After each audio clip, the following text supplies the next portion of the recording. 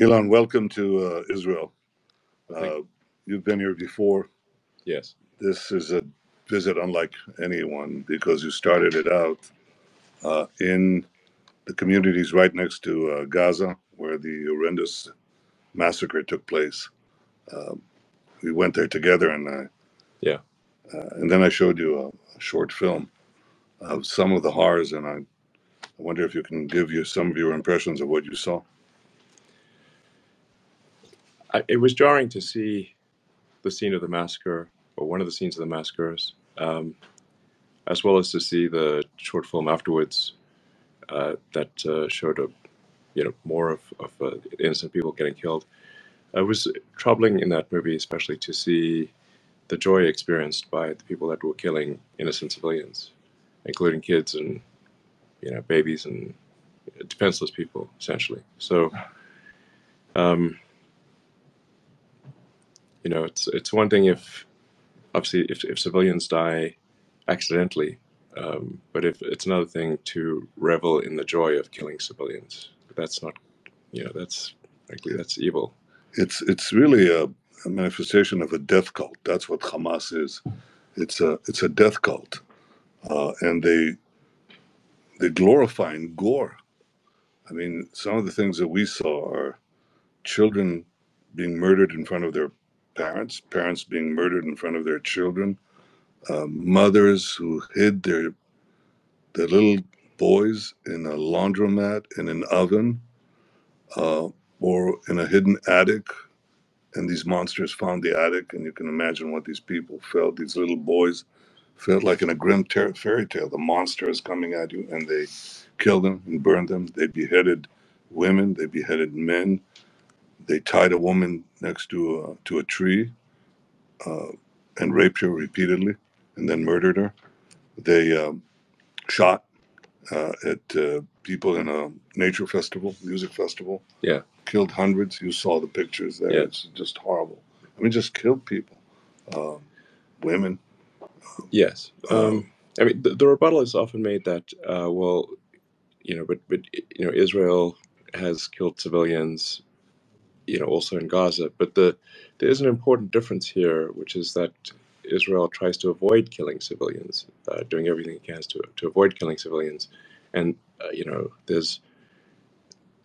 there's not sort of joy expressed in killing civilians. Well, it's regret. First of all, every civilian casualty is a tragedy, and we try to minimize them. But what is happening here is that Hamas is essentially committing a double war crime.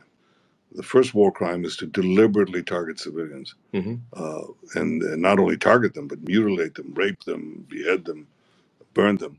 The second war crime is to deliberately hide behind civilians, which is what they're doing in Gaza. So they're not an army in bases or out in field maneuvers. They're implanting themselves in residential areas, in schools and hospitals.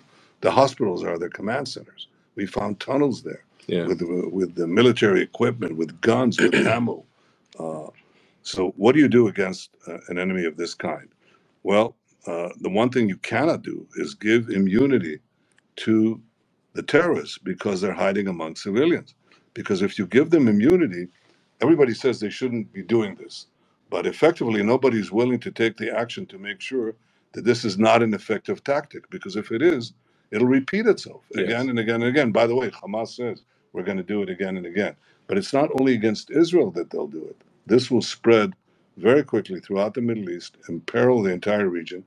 From there, they'll go to Europe, and from there, they'll also go elsewhere to America, whom they call the Great Satan. We're just the little Satan. Yes, America is the Great Satan. America is a great Satan, and this is an Iranian axis. Yes. It's Iran, Hezbollah, the Houthis, and Hamas. Yes. It's all part of that same axis that goes against Israel, the United States, free civilization, and the moderate Arab states. We're all on one side, they're on the other side. So how do you fight it? Well, let's see. The people who are protesting what Israel is doing do not take into account the fact that Israel asked, we called on the Palestinian population to leave the zone of fighting. Okay, they wanted to leave. Guess who stopped them at gunpoint? Hamas. Okay, we broke that and created a cordon, a safe corridor that they could leave to the southern part of the Gaza Strip, where no fighting was taking place. Yes. And guess who fired on the safe corridor safe corridor? Hamas. So it's not Israel that's preventing the civilians from leaving the war zone. It's Hamas. It's not Israel that is shooting at civilians who want to escape. It's Hamas. But we shouldn't give them the ability to escape responsibility, which is what all these demonstrations are happening. The example I'll give: Hitler does these horrible crimes. He perpetrates the Holocaust. Mm-hmm. Uh, Yeah. the Allies strike back. They invade Normandy. The Germans hold themselves up in German cities. Nobody said, well, don't attack the Wehrmacht, the German army, the Nazi army, because you have civilians there.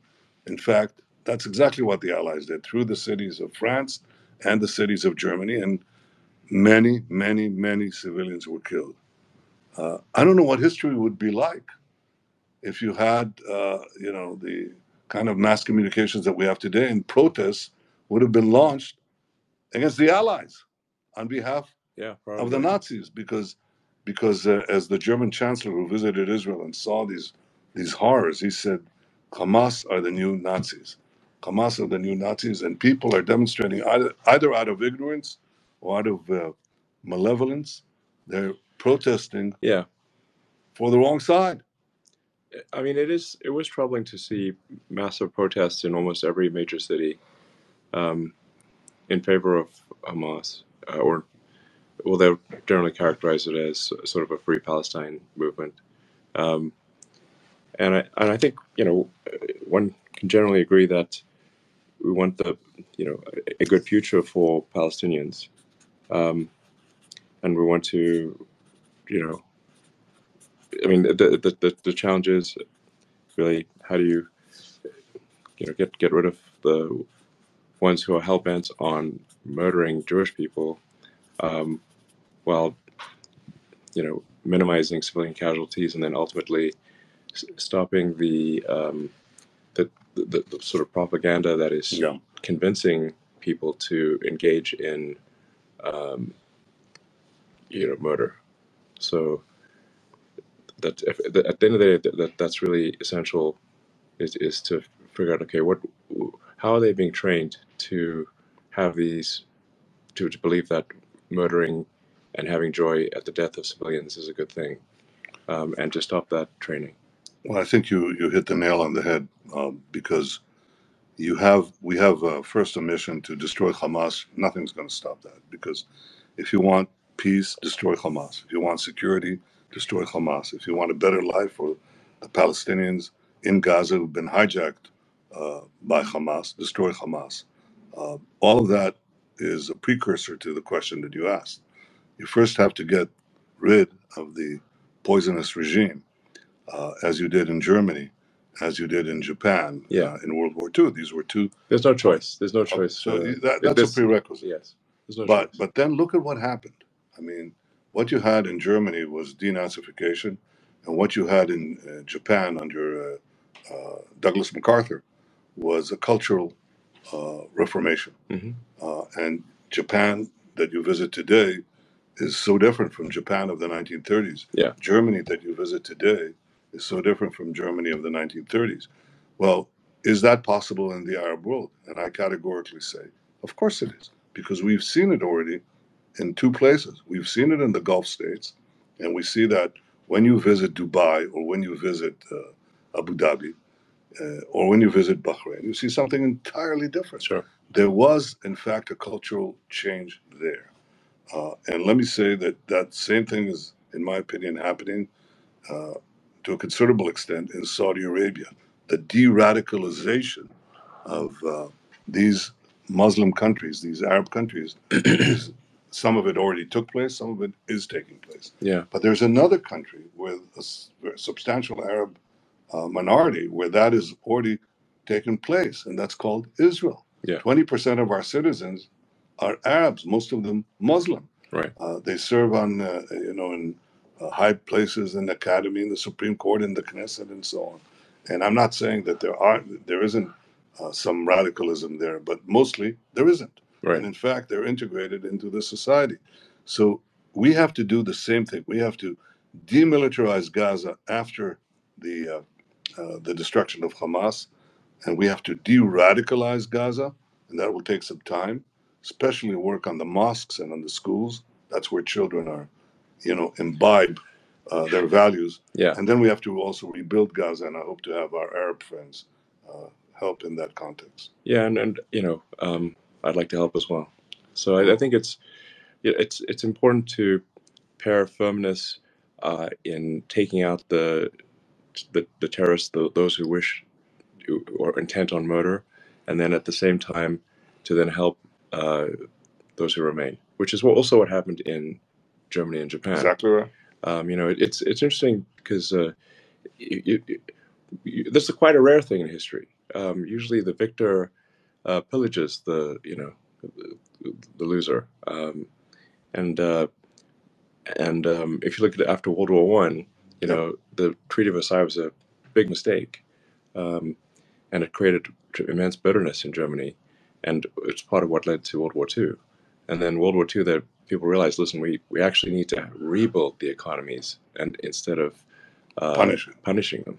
And so, you had the rebuilding of Japan, rebuilding of Germany and much of Europe, and then we've had peace and prosperity for a long time. I think that this is possible, but it has that small prerequisite. I'm saying small, and I don't really mean small. It's a big job of getting rid of Hamas, which we will.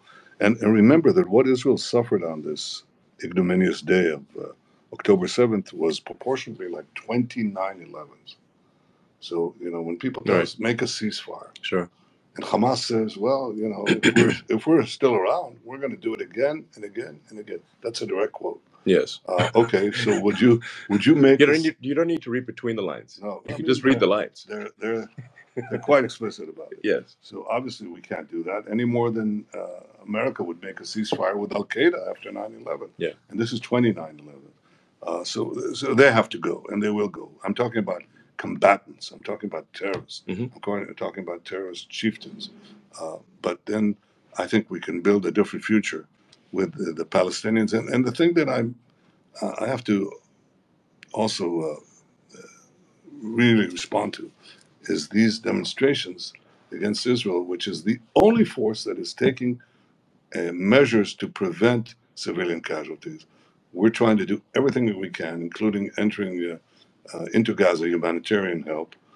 But we have mass demonstrations. Where were these demonstrations when over 1 million Arabs and Muslims were killed in Syria, in Yemen, many of them starving to death, those who didn't die in explosions and in battle? Where were the demonstrations in London, in Paris, in San Francisco, in Washington? Where are they? No, the answer is they don't care about the Palestinians. Right. They hate Israel, and they hate Israel because they hate America, and they say so. They say from the river, free Palestine from the river to the sea. Right. You know what the river to the sea means? Yes. The river is not a river; it's a creek. It's called the Jordan River. Okay? The sea is the Mediterranean. Yes. In between is Israel. Right. All of 50 miles wide. When they say free Palestine from the river to the sea, they say destroy Israel. Yeah. So they're demonstrating for the destruction of Israel on behalf of people who committed the worst savagery perpetrated on the Jewish people since the Holocaust. That is a moral collapse. And it's understandable that people will have concern for civilian casualties because we do as well. That I understand. It's inconceivable and incomprehensible that people will actually protest on behalf of these murderers, these deliberate killers of babies, and not, they're not accidentally killing these people. We went into these cottages today. We saw where these killers came in and shot cribs. Yes. Shot families, murdered. Bullet casings in the crib. Bullet casings in the crib, exactly. It's just shocking. Yes. And so one has to understand, in every legitimate war, there, what you said before, the accidental civilian casualties that accompany any legitimate military action. That's often happened. happened to the It's Allies. unavoidable. It's unavoidable, unfortunately. You try to minimize them. But what these terrorists, Hamas terrorists, did is deliberately cross the line. They were out there to massacre, murder civilians en masse. And let me tell you, Scholz, the Chancellor of Germany, called them when he visited Israel. He called them the new Nazis. He called Hamas the new Nazis. I'll tell you what the difference between the original Nazis and the new Nazis is: capability. If they had the capability, Oh yes. if they weren't thrown back by brave soldiers who flooded the lines and brave civilians who fought with their fingernails, they would have killed every last one of us. Yeah, I agree. So what do you do to correct these lies and these distortions? Well, one, tell the truth, have the conversation we're having today. But Yeah. I think there's also a built-in weakness in Western higher education. It's not new. In 1933, shortly a few days after the rise of Hitler, the Oxford Student Union uh, had a debate, and the debate was, should that generation fight for king and country? And they resolved 2-1, under no circumstances to fight for king and country. Well, they soon learned differently. They couldn't, if they tolerated this kind of aggression that Germany was perpetrating and the barbarism, it soon spread to Britain. It soon spread to the entire world. If we tolerate this kind of barbarism that Hamas perpetrated on Israel, by the way, on Jews and Arabs alike in Israel, Arab citizens, Bedouins, uh, they spoke to me, these Bedouin fighters, Arab fighters in the Israeli Defense Force. One of them said, I woke up on that day, rushed to the line, and the first thing I saw, he said, the first thing I saw was a corpse of a woman, a headless corpse of a woman. And he said to me, then I knew exactly what we were fighting. We is Arabs and Jews in Israel fighting these monsters. So I think that once we recognize that, we have to unite all the forces of civilization against this new barbarism, this savage medievalism that is trying to stop a better future for all of us. And we can achieve this future. I think if we beat Hamas, we can go back to peace with Saudi Arabia. I think we can expand the circle of peace beyond anything imaginable. We can rebuild Gaza. We can build development projects that will defy the imagination of the world. But first, we have to win. It's like against the Nazis. It's like against Al Qaeda. It's like against ISIS. First, you have to win. Yeah, I think that makes perfect sense. Those who are intent on murder must be neutralized. Then the propaganda must stop. That is training people to be murderers in the future, and then making Gaza prosperous. And if that happens, I think it will be a good future. Well, I hope you'll be involved in it. And I'd love to help. And the fact that you came here, I think, speaks volumes of your commitment to try to secure a better future. I wish we had more time. The last time we spoke about AI. Yeah. And I think even here in this short visit, you had a glimpse of the great talents that are available here. There's tremendous talent in Israel. But it's talent that serves the world. It's all these things. You look at your iPhone, a good part of it was made here. You use Waze, was made here. Sure. You eat a cherry tomato, was made here. That's the positive part of the future that we have begun to build, and we'll resume building after this, after we defeat Hamas. Because the last thing I'd say is I've never seen the people of Israel, Elon, so united. We have an opportunity to quarrel among ourselves. Our politics are famous for it, and yet here everyone united. Everyone united. I formed a unity government, an emergency unity government, and the people and it's not merely the soldiers, it's the families, even families of soldiers who are on the front line, and they say, Finish the job so we can have a better future. Yeah. Well, I hope for a better future for here and for the world. Thank you. And thank you for coming here. Yeah, thank you for having me.